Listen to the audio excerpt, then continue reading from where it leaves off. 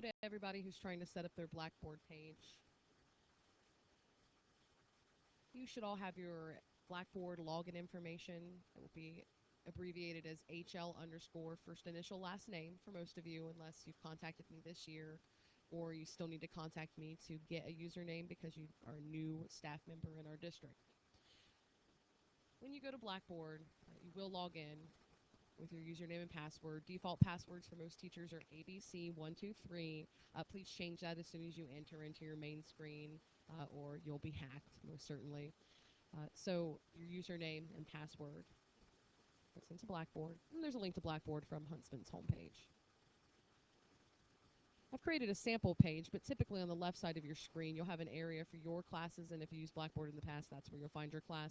If you're a new teacher, I went ahead and enrolled you in your class, so you should see the classes that you selected present.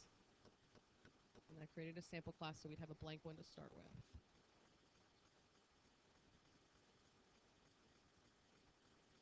Blackboard's pretty straightforward and simple. Please make sure that when you log into Blackboard that your edit mode is on if you want to see what I see. If not, if you switch it or toggle it, then you'll see what the students see when they look at your page. Basic Blackboard etiquette is as follows. Please add a new folder, new content folder, and title it Blizzard Bags.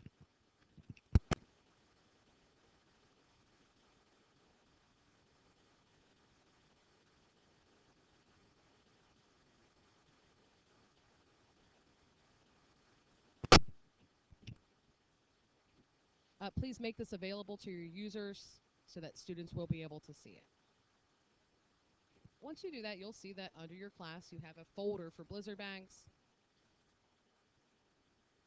Within this folder, you are required to have 3 Blizzard Bags, one for the first snow day, 2 for the second, or second one for the second, and a third for the third.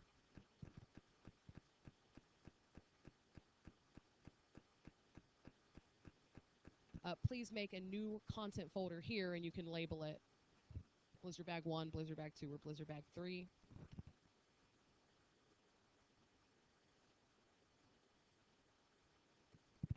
Okay, so that's your Blizzard Bag number 1.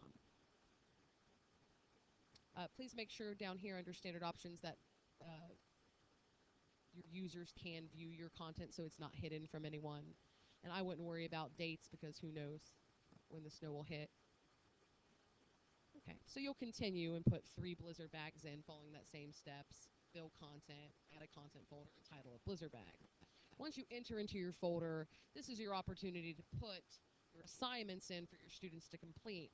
It can go from the very simple to the very advanced, including assignments within Blackboard. But for basic Blizzard Bag use, if you're not a Blackboard user, what you can do here, first of all, is to add an item. And this is the simplest thing to do. For the item, you'll have to give it a title, assignment.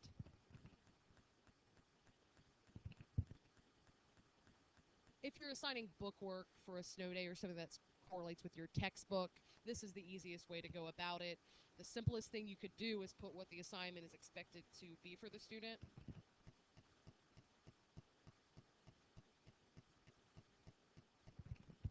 So that students know what content is meant to be covered on their Blizzard Bag day. Okay, and then you hit submit. So when students log into your page and they click on Blizzard Bags and take a look at that first Blizzard Bag, what they're going to see is their assignment they have for the first Blizzard Bag. Maybe it's in their textbooks, maybe it's page 26, 1 through 20. That's the very basic way to approach Blackboard, and we'll talk about the second step. If you didn't want to just place an assignment in here, your next option would be to place a file. So if you have any kind of worksheet or assignment that's meant to go with it, you can browse your computer, find an assignment,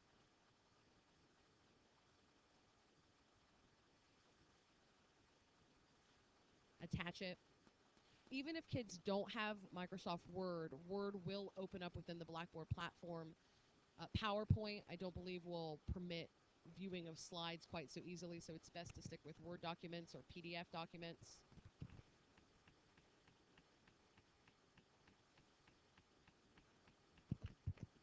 And that's your second step. So this way it can be represented as simply as just what the assignment is. Here the students can actually download an assignment. If you're going to take it any steps further, any kind of media or link to YouTube will be, excuse me, and since we're really using Blackboard, this video, for like basic setup purposes, I'm not going to go past and talk about integrating websites or embedding tests or how you can get assignments, then grade yourself. If you want that kind of information, you'll have to show up to a training. We're going to be offering one this Thursday before parent-teacher conferences at 4:30 for that hour and a half. And then I will offer another 1 or 2 or office hours where you can come and get it set up here in the computer lab in the high school. The last thing that you need to know about Blackboard, other than putting your assignments is that your students have to be able to access your assignments. And this is where Blackboard is really horrible. You're going to have to manually enroll your students in Blackboard. If they're an elementary school student, if they're a middle school student, you have to manually put your students in Blackboard. If you have high school students, the high school English department takes care of the enrollment, and so you won't have to enroll any high school students into your Blackboard class. That will be taken care of during their English classes. So if you have an elementary class of 26, if you have a high school class or a middle school class of 24, how do you put your students in your class?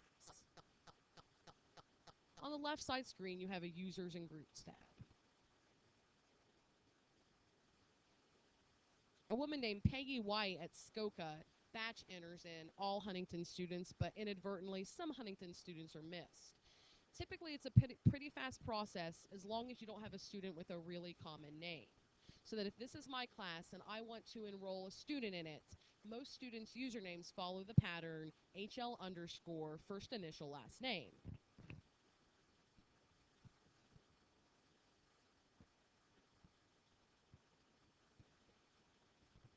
So that if I want to enroll Amanda Massey in my class, typically from this screen, I can do that. You click the Enroll User button to find users to enroll that have been batch enrolled. HL underscore A Massey for Amanda Massey. Now I get to check in a second to see if this is Amanda Massey. I want her to be a student. I want her to be able to enroll.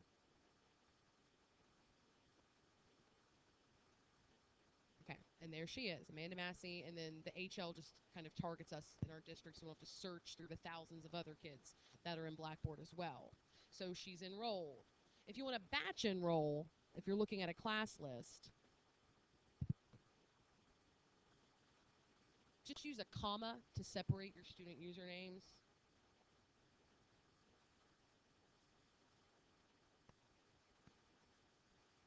And you can continue on. It will tell you which ones won't go through because they don't exist or because the name might be modified.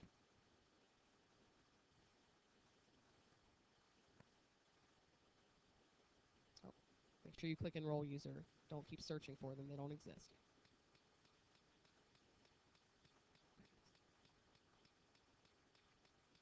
Enroll User. Find a user to enroll. And now we'll try to find Jacob Pugh, comma, and then we're going to put Juanita Wooten in here, but her first name actually starts with an S.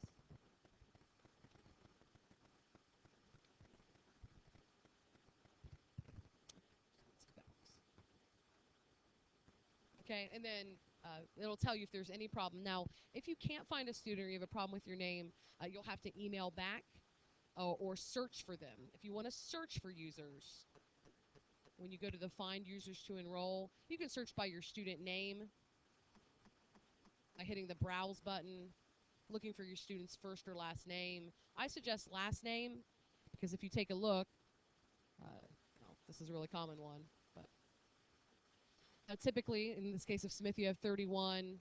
You can sort by like their first name or last name to narrow those fields down.